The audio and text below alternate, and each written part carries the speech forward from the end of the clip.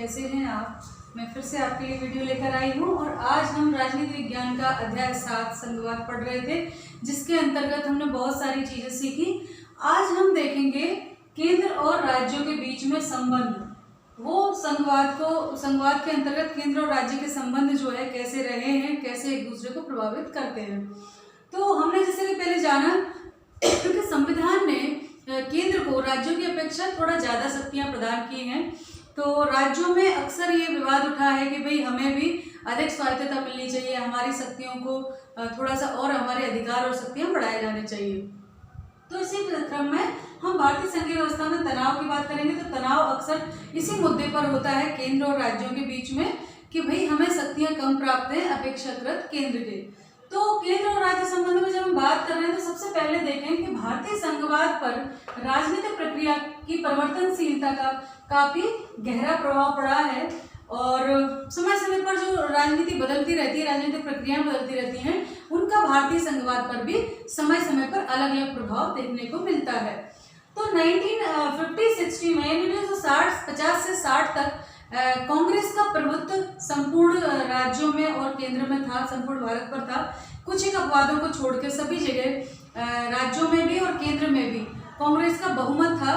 तो नेहरू जी उस समय शासक थे, प्रधानमंत्री थे और उन्होंने काफी कुछ सहयोग किया, संघवाद की नींव रखी। तब केंद्र और राज्यों में कांग्रेस का वर्चस्व था, इसलिए नए राज्यों की मांग के अलावा शांतिपूर्ण संबंध रहे। राज्यों के संबंध जो है वो शांतिपूर्ण रहे, कोई विवाद ऐसा बड़ा उभर कर नहीं आया। बस नए राज्यों की मांग आई समय समय पर कि यदि कोई नए राज्य की मांग करता है तो। उसके अलावा राज्यों को केंद्र से प्राप्त वित्तीय सहायता पर्याप्त मिलती थी, जिसके चलते उनके अंदर संतुष्टि थी कि वो जो वित्तीय सहायता मिल रही है उससे अपना विकास करने के लिए सक्षम है, होती थी, वो पर्याप्त थी। तो उनको लगता था कि हम इससे अपना विकास कर लेंगे। उसके अलावा जो सामाजिक आर्थिक विकास के लिए नीतियां बनाई गई थी, जो रणनीति बनाई गई थी सरकार द्वारा, उनसे भी राज्यों को संतुष्टि थी कि इनके माध्यम से राज्य जो है अपना विकास कर लेंगे। तो इस प्रकार से केंद्र और राज्य के बीच केवल कुछ एक मांगे थी कि जैसे कि नए राज्यों की स्वतंत्रता की मांग थी, बाकी और कोई बड़ा विवाद नहीं था। लेकिन 1950 और 60 के बाद जो है जो कांग्रेस थी उसकी वर्चस्व में थोड़ी कमी आई और विभिन्न राज्यों में कई अन्य गैर कांग्रेसी सरकारें बनी और जिनके चलते थोड़ा सा वहीं से विवाद प्रारंभ हुए। और विवाद था कि जो कांग्रेस सरकार है जो केंद्र में और अन्य राज्यों में दूसरे दलों की सरकारें हैं, तो वो अनावश्यक अवांछनीय हस्तक्षेप बर्दाश्त नहीं कर रहे थे, है ना। इसीलिए उनके बीच में थोड़े से विरोध पैदा हुए। तो हम देखें कि 1960 के बाद तक तो सब ठीक था, लेकिन 1960 के बाद 60 के बाद कांग्रेस के वर्चस्व में कमी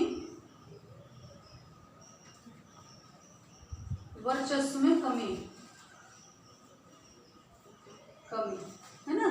और जिसके चलते जो है अनेक राज्यों में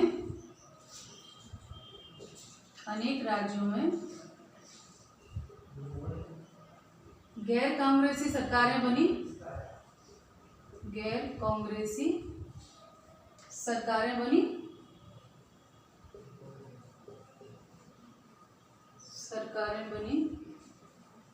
और इसके अलावा फिर क्या हुआ, विभिन्न दल सत्ता में थे तो राज्यों ने जो है अवांछनीय हस्तक्षेप का विरोध करना शुरू किया।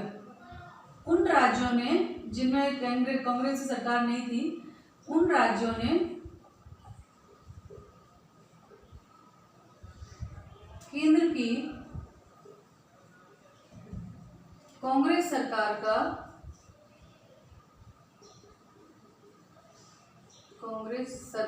के अवांछनीय हस्तक्षेप का विरोध शुरू किया। अवांछनीय हस्तक्षेप का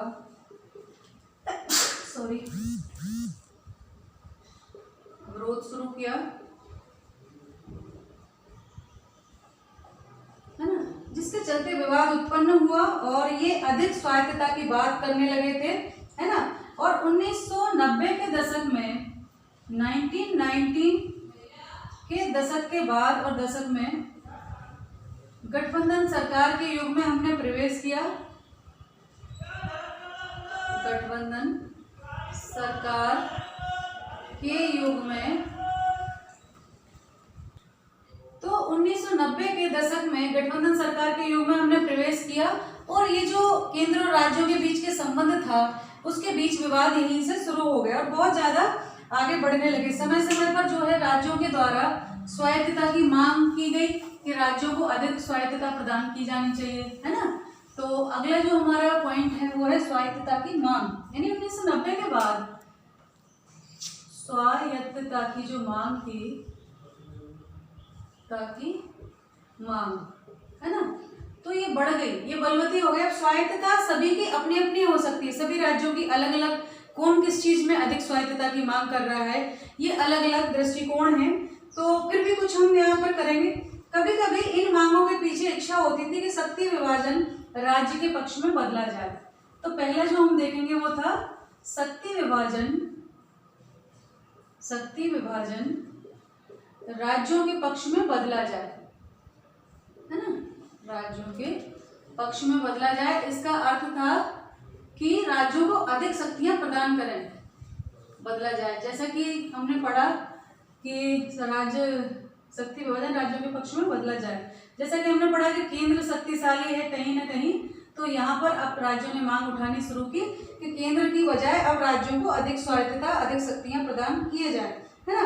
कई राज्य थे जैसे कि तमिलनाडु, है ना, तमिलनाडु, और उसके अलावा आपका पश्चिम बंगाल, पंजाब, है ना, पश्चिम बंगाल, ये कुछ राज्य थे जिन्होंने अधिक स्वायत्तता की मांग की। इसके अलावा कुछ दल थे, वो दल थे द्रमुक, है ना, द्रमुक थे, और अकाली दल, माकपा, है ना, अकाली दल, ये दल भी मांग कर रहे थे कि राज्यों को अधिक स्वायत्तता दी जानी चाहिए कंपैरिजन केंद्र के जितनी शक्तियां उन्हें दी गई हैं, ठीक है। उसके अलावा दूसरी जो मांग थी राज्यों के पास वो थी आय के स्वतंत्र साधन, आय के स्वतंत्र साधन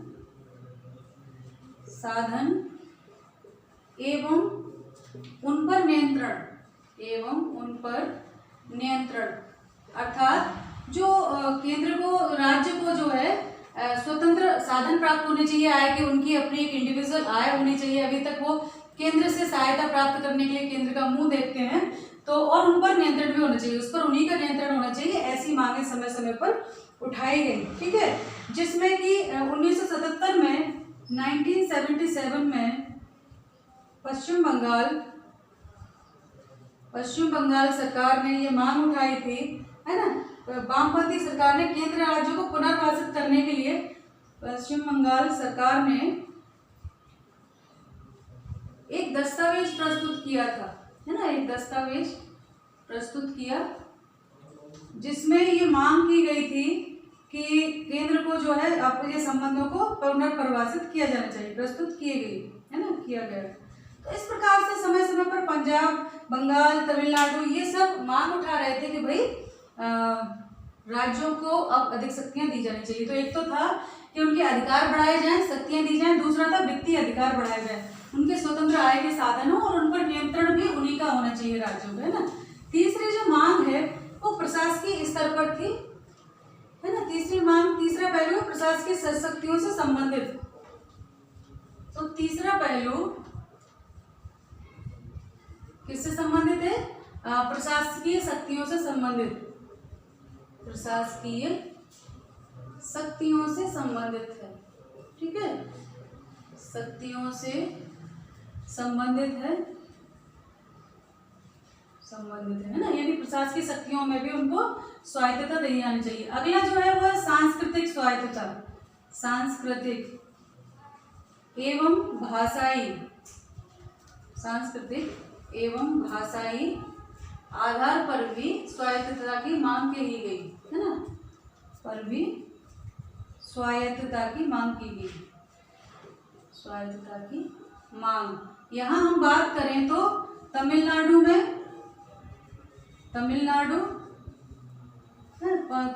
में हिंदी विरोधित किया गया, हिंदी भाषा का विरोध किया गया, है ना। उनको कहा गया कि संस्कृति हम पर थोपी जा रही है। और उसके अलावा पंजाब में पंजाबी भाषा की बात की गई, है ना। तमिलनाडु और पंजाब, तमिलनाडु में हिंदी भाषा का विरोध हुआ और पंजाब में पंजाबी भाषा को प्रश्रय दिया गया। पंजाब में पंजाबी भाषा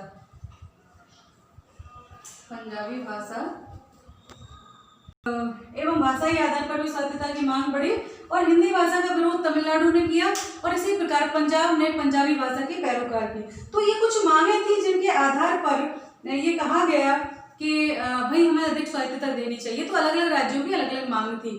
तो ये हमने केंद्र राज्य संबंध पढ़े। इसके आगे के वीडियो में हम अलग पढ़ेंगे। ये वीडियो यही समाप्त करती हूँ। ध्यान रखिए, पढ़ाई करते रहिए। नमस्ते सभी।